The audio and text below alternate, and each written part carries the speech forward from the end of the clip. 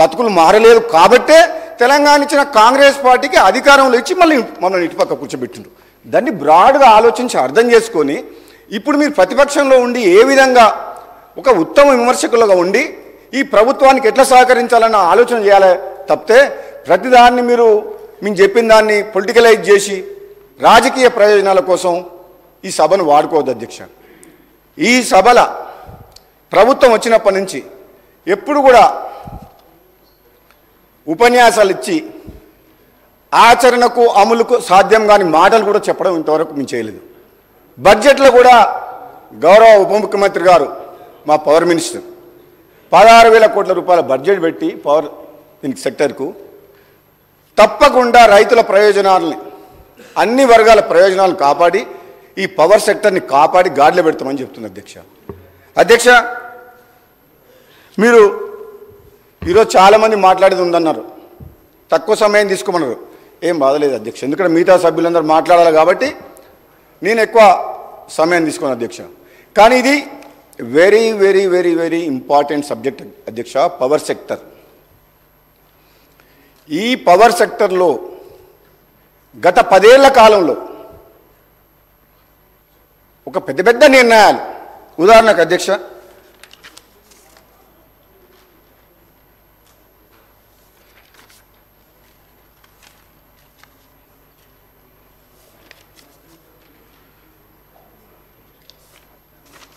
Bhadradri power plant విషయంలో అధ్యక్ష, వీళ్ళు భద్రాద్రి పవర్ ప్లాంట్ స్టార్ట్ చేసిండ్రు. మేము ఇంతకుముందుకు చెప్పినట్టు 2960 మెగావాట్ల ప్లాంట్లు తెలంగాణ వచ్చే నాటికి ప్రాసెస్లో ఉన్నాయి, ప్రోగ్రెస్లో ఉన్నాయి, కంప్లీట్ అయినాయి. అది మేము చేసినాం అని చెప్పుకుంటున్నాం. పర్వాలేదు, చెప్పుకొని ఏం కాదు, మంచి పని చేసినాం. మేము స్టార్ట్ చేసిన పనులు, మేము ఇల్లు కట్టిన తర్వాత సున్నం వేసి మేమే ఇల్లు కట్టినాం, ఎయిర్పోర్ట్ మేమే కట్టినాం, ఔటర్ రింగ్ రోడ్ మేమే చేసినాం, అన్ని మేమే చేసినాం, పవర్ ప్లాంట్ మేమే కట్టినాం అని చెప్తుండ్రు. మీ మొదలుపెట్టి 90% కంప్లీట్ అయిన కల్వకుర్తి ప్రాజెక్టు, కొన్ని ఇరిగేషన్ ప్రాజెక్టులు కూడా మేము చేసినామని మా అకౌంట్లు. పర్వాలేదు, మాకు దాని విషయంలో కూడా మేము డిస్ప్యూట్ చేయదలుచుకోలే. మా ప్రభుత్వంలో మొదలుపెట్టి దాదాపు పూర్తిగా వచ్చిన ప్రాజెక్టులు, పవర్ ప్రాజెక్టులు, ఆ ప్రాజెక్టులు అన్నీ కలిపి మీరు వేసుకొని చేస్తే మంచిదే, రాష్ట్రానికి మేలు జరిగింది కాబట్టి మేము దాంట్లో డిస్ప్యూట్ చేస్తున్నాం. కానీ మీరు వచ్చిన తర్వాత మొదలుపెట్టిన పవర్ ప్లాంట్లు, ముఖ్యంగా పవర్ సబ్జెక్టులో భద్రాద్రి పవర్ ప్లాంట్ అధ్యక్ష స్టార్ట్ చేసే సమయానికే, ఆ ప్లాంట్ కన్స్ట్రక్షన్ స్టార్ట్ అయ్యే సమయానికే సూపర్ క్రిటికల్ టెక్నాలజీ అవైలబుల్ ఉంది మార్కెట్లో.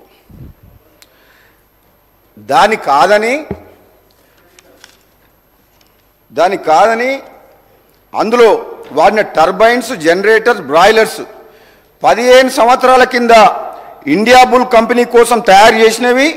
ఆ కంపెనీ మూతపడడం వల్ల, కాలం చెల్లిన వాటిని వినియోగించడం వల్ల ఎటువంటి సమస్యలు వచ్చినాయంటే అధ్యక్ష, ఈ మధ్యన నేను ఒక రిపోర్ట్ చదివిన, సంబంధిత చీఫ్ ఇంజనీర్ గారు ఆ ప్లాంట్ హెడ్ పై అధికారులకు రాసిన లేఖలో 4 యూనిట్లు ఉంటే 270 megawatts into 4 units 1080 megawatts power ప్లాంట్లో ఎప్పుడు ఏదో ఒక యూనిట్ తరచుగా షట్ డౌన్ అవుతుంది.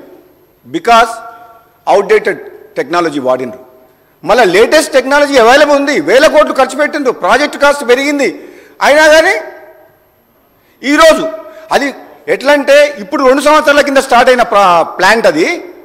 ఆ సి గారి రిపోర్ట్లో ఏం రాసిందంటే ఇది 2 years ఓల్డ్ ప్లాంట్ లాగా పనిచేయట్లేదు, 10 to 15 years కింద కన్స్ట్రక్షన్ చేసిన ప్లాంట్ లాగా బిహేవ్ చేస్తుంది. అంటే ఎప్పుడు ఏదో ఒక ప్రాబ్లం వస్తుంది, మెయింటెనెన్స్ ప్రాబ్లం అని చెప్పి చాలా క్లియర్గా అఫీషియల్గా పేపర్ మీద లెటర్ ఇచ్చిన అధ్యక్ష. అంటే ఎంత బాధ్యతారహితంగా తీసుకున్న నిర్ణయాల వల్ల ఎన్ని వేల కోట్ల అధ్యక్ష, అది 7,290 కోట్ల ప్రాజెక్టు క్యాపిటల్ కాస్ట్, అది 10,616 కోట్లకు పెరిగింది, 43% ఇంక్రీజ్ అయింది. అంటే డబ్బులు వృధా చేసిండ్రు.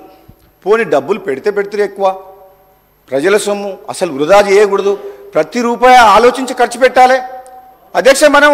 మన సొంత కుటుంబం అయితే మనకున్న బడ్జెట్లో మన ఫ్యామిలీని ప్రతి పైసా ఆలోచించి ఏ విధంగా ముందు